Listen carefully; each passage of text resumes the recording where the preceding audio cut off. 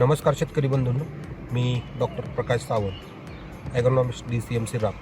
आज आपण टोमॅटो प्लॉटमध्ये हा प्लॉट लागवड करून 15 दिवसात झालेला आहे. तर या प्लॉटमध्ये आपल्याला योग्य वाढीसाठी, अधिक फुटव्यांसाठी आणि चांगल्या कॅनॉपीसाठी आपल्याला श्रीराम फर्टिलायझरची Shriram Dripit vegetable grade 1 18-15-16 plus 4% sulphur, 0.1% boron व ट्रेस एलिमेंटमध्ये सूक्ष्म अन्नद्रव्य आहेत, सर्व मायक्रोन्यूट्रन अशी 13 घटक एकत्र असणारे ग्रेडचा वापर करायचा. विशेषतः यामधून संतुलित अन्नद्रव्याचं व्यवस्थापन होतं.